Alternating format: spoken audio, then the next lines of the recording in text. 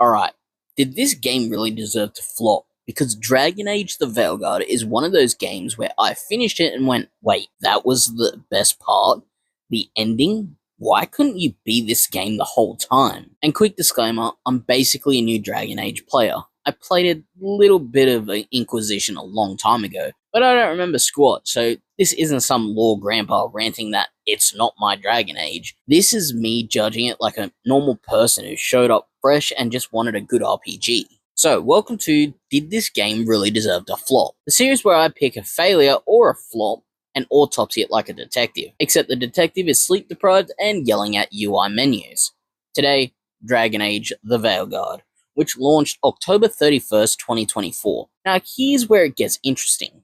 Critics were pretty positive overall, but the player reception got messy, like family group chat at Christmas messy. Metacritic had it at 82 critic score and around 4.0 user score at one point, which is a wild split. So, what happened? When people say flop, they usually mean commercially, not I didn't like it. And EA basically admitted it missed internal expectations. EA said the game engaged about 1.5 million players in the 3 months ending December 31st, 2024.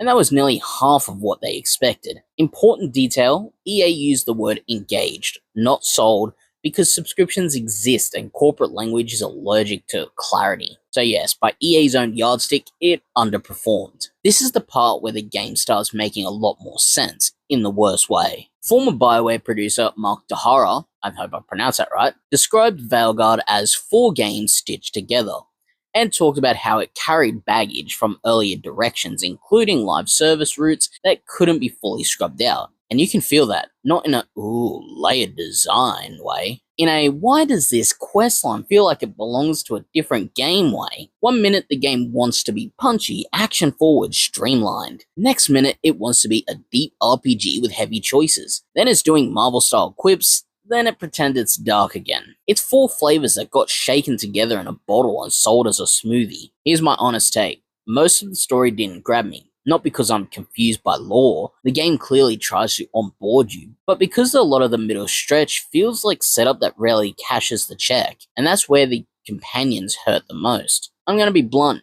To me, a lot of the companion moments felt safe, like they were written with the emotional volume dial turned to don't upset anyone. When I want companion drama, I want disagreements that actually matter, tension that doesn't get resolved in 8 seconds, choices that make me sit there staring at the screen like, shit. Instead, I got a lot of, Rook, we need to talk. And then it's fine. Everything's fine. No one throws a chair, no one storms out, no one holds a grudge, nothing bites. And yes, I know some people love that vibe, I just don't. Even as someone who wasn't emotionally attached, I'll give credit where it's due. The environment's crazy good.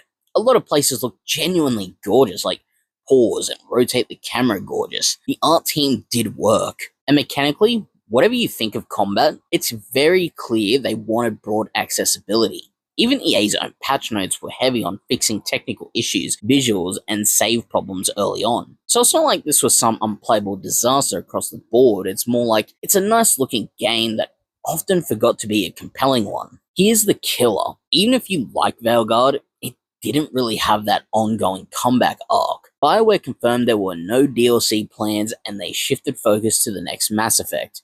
And look, I'm not saying every game needs expansions, but in a modern RPG landscape, DLC is often where companion arcs get better payoffs, systems get deeper, late game gets polished, the community gets a reason to return. With Veilguard, the message felt more like, this is the game, take it or leave it. That's a tough sell when your reception is split and your strongest material is late. Okay, the ending is the best part. Not even close. It finally feels like the story stops jogging in place and actually sprints. The stakes click, the pacing tightens, the presentation goes up a level. The why should I care problem gets answered. And it honestly made me mad because it proved the game could hit that level the whole time. If the final stretch was the baseline quality, we're having a totally different conversation about this game. So, here's question and answer I'll give. Is Veilguard actually bad? I think it's inconsistent, and inconsistent is sometimes worse than bad, because you keep seeing flashes of greatness and thinking it's about to lock in, and then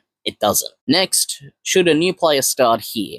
You can, but don't expect the early game to do heavy lifting emotionally. If you're here for the world and combat, you'll have a better time than if you're here for companion depth and big choices until late. And lastly, did it deserve to flop? If flop means miss EA's internal target, that happened. But did it deserve to be treated like a total failure? I don't know. I think it deserved criticism, not a funeral. So my final take as a new player: looks amazing, middle is a slog, at least for me. Companions didn't hit hard enough, ending finally delivers, and the game's bigger problem is it feels like it's fighting its own identity. Now I want to throw it to you. What do you think killed Veilguard? The writing, the RPG depth, the identity crisis, or EA's expectations? Drop a comment because I'm collecting your answers for the next Did This Game Really Deserve the Flop episode. And if you want to see more stuff like this, subscribe. I'm doing one of these regularly, and next time we might pick something that died even faster.